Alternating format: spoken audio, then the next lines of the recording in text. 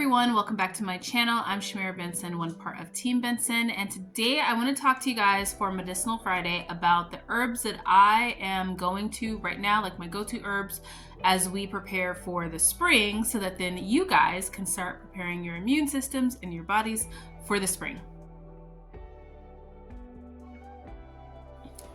Okay guys, so first and foremost, a Shabbat Shalom to everybody that celebrates. I am happy to have made it to Friday. I've had an exhausting week, but let's talk about these herbs really quick. I have a couple of my go-to herbs. I have 3 that I go to for just the season, and then 2 that I go to for like pain and different things like that, because here things are going to start to warm up slowly, so that equals people being outside and probably falling and hurting themselves or something like that, or working on projects. I know some of you guys are still covered in snow, so having these herbs and making like your bone broths and different things like that with them is going to help you to be able to slowly start putting them into your body and increasing your immune system and getting that nice and strong. First up, I have nettle, stinging nettle. You can use either the root or you can use the leaves, and this is really good for allergies. It really helps with being able to decrease like the problems that you have with allergies, and also hay fever. It helps with hay fever, which I don't know if hay fever is like a thing in other states other than Arizona, but it's basically like when it's in the dirt, and as the dirt like kicks up, it's like a really bad allergy. So it's like allergy times 10 is hay fever. So stinging nettle helps with that. The next one is going to be mullein. Now, mullein is really great because it helps clear your lungs. It takes a lot of that mucus out of your lungs. Now, this is probably going to be on most of my list, especially for like fall, winter, and spring, because I have asthma, and this prevents me from having to be stuck to an inhaler or take an inhaler every day. Mullein I use as a tea, or I also use it in like broths, and then if it's really bad, like if I have a really bad asthma attack, I can also put it in my nebulizer machine. Or you can also smoke it too, like in like a pipe if you can't breathe and it's really bad. Now, the next one is going to be echinacea. Echinacea is a antibiotic, essentially. It's nature's antibiotic. And this is really good if you're starting to get an infection. You want to be able to take your echinacea.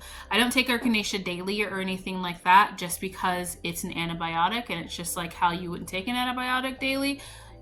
Don't take echinacea daily. That's my personal opinion. I also forgot to mention that I am not your doctor. I am just a girl on YouTube telling you guys what herbs I'm using to prepare my family. Forgot to add that disclaimer. But yes, now I have put all 3 of these into a lot of my bone broth. I have allergy bone broth that I have, and I make a bone broth essentially every single season with different things that have different herbs in them in order to better prepare our bodies. Because if you're eating these things over time, then they're already going to be in your system, ready to fight off any type of issue or problem that you might have. Now, the next thing is how we're going to have some pain meds in the house, because, you know, summertime is always fun and spring is always fun. The weather's great, so you want to get out there and do things. Well, you want to prepare your pain meds early. You guys saw me make this with you guys in a couple videos ago. This is our pain reliever, and I am down to putting it into a dark place now to sit for the rest of its time.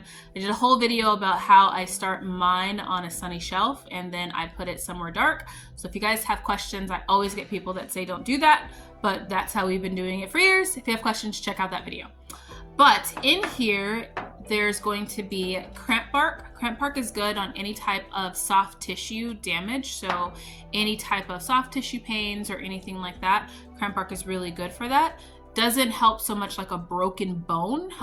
Those I have herbs that I just use just for that. And if you guys want to know what herbs I use for any type of like bone damage, just comment down below and I'll tell you guys, do a video on that. And then the other one is the valerian root. Valerian is really good for anxiety. So it's kind of one of those things that can really calm you down if you're having like anxiety attacks, and usually pain is followed with anxiety. So the more you can relax, the easier it is for your body to heal. So those are just my go-to herbs right now. I thought that that would be something fun I can tell you guys on Medicinal Friday, but I hope that you guys are having an amazing day. And until next time, grow yourselves a garden, because even a small space can provide you with tons of food. Bye guys.